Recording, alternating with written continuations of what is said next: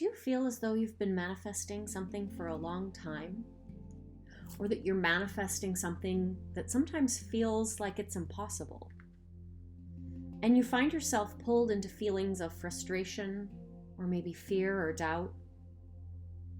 This analogy may help support you with making the mindset shift you need so you can maintain the vibration of faith and trust, regardless of how the external world is reflecting back to you, until you've held your assumption long enough that it can harden into fact. All right, so this is the part of manifesting where patience and persistence come in. So I'm sure if you've listened to any manifesting videos in your life, you've heard them talk about persist, persist, persist. Now, the problem with persisting is, and I did a video about this a while ago, is if I am driving along a road, say there are two roads, I want to get over here, but I come to the fork in the road and I start going down this way. I can persist till I'm blue in the face. I'm never going to get here. And so there's a problem with persisting that they don't really talk about. Just persist. And a lot of people are persisting, but they're not clear on where they need to be persisting. So this is where we want to exercise patience and persistence in this new energy. Recognizing, I used to refer to it as like the Titanic on the string. And I'm pretty sure I brought up this example the other day. Maybe not, I could have been talking to a different client. I repeat myself a lot, so I can't always keep track. So I'll just draw a little image. So imagine here we have the Titanic. So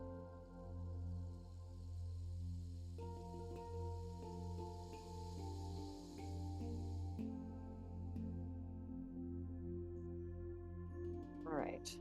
So imagine, in order to create what you want, it's in the positive column, but you have been practicing more negative energy.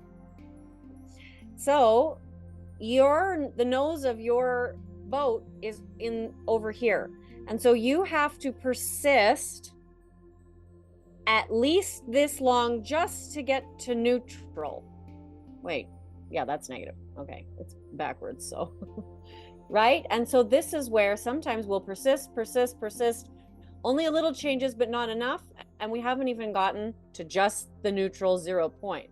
We want to get all the way over here. So when you manage to get yourself caught and you feel like I've been doing this forever, I want you to consider how much of the energy that you need to have you've been practicing, because the more of this you practice, you're going to get to the neutral point. And this is where you're really going to start to see changes. And as you tip the nose into the positive part, you're really going to see changes.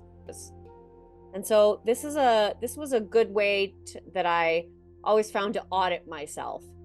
Like, is the majority of my energy on this side or on this side? And the more your energy falls in the positive, you're really going to notice when you dip into the negative, because it's going to start to feel off.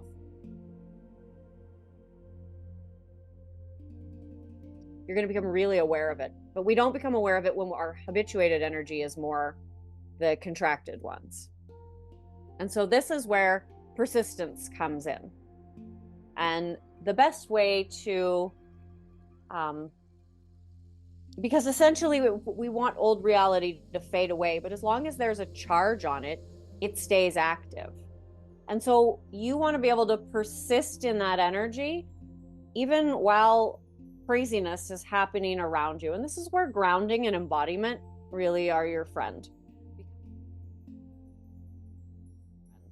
Because you have that space between stimulus and response. It's much easier for you to get your toe in the door, even if you do have that initial unconscious response, because it's just conditioned. You just have to recognize it's not only habit, but it's also your body and your brain are working a little bit against you in the beginning, because you have those habituated, right? The neuropeptides are basically, your body is going to start to kick up, or your brain is going to go, wait, I'm not getting the chemicals that I normally get. And so it's going to start coming up with thoughts and stories. And so this is where we have that conscious embodiment to recognize, is this in alignment, right? Is this the middle column? Is this in alignment with the insights? Or have I sort of, right, the bag is over my head and I've been tossed in the trunk for a little while? Does this make sense? Yeah, because as long as there's charge around something, it stays active. But the less you put your attention on it and the less you feed your emotional energy into it, it will begin to fade away. In fact, your entire biology will begin to change. Your brain begins to rewire itself. So as long as you can feed positive, and this is why I had suggested that tool, this is good because this allows you to reframe it in a way that begins to change the energy around something. Because as you stop giving it, as I said, the emotional energy and the energy of your attention, it allows it to, you stop resisting it. Because resisting it essentially it's like pushing a beach ball under the water, right? You're putting all of your energy and all of your focus in that resistance. You don't have any energy or focus to create anything else. You're busy pushing the beach ball. So when you let it go, sure, the beach ball pops up, but it's going to float away. And now you have all your energy and all of your attention to focus on creating what it is that you want. And so ideally, this is where focusing on the process. Am I aligned to the insights that I took away from my own timeline? And if not, what can I do to get myself realigned? Do I need to work with my body? Do I need to work with my thoughts? Maybe I need to go for a walk. Maybe I need to do some yoga. Maybe I need to stretch my fascia. I mean, we want to work with whatever. Maybe I need to deconstruct the story that I'm telling. So it's either going to be mind or body, and never fight with the mind. If the mind is sort of swirling, then working with the energy in the body is going to give you access to that. Yeah. And a lot of the work that we've done in these sessions, if you take that work forward, then essentially you have really powerful tools to begin to work with yourself. Because the most powerful moment of creation is when you catch yourself being pulled into an unconscious response and back in to the timeline of that version of yourself.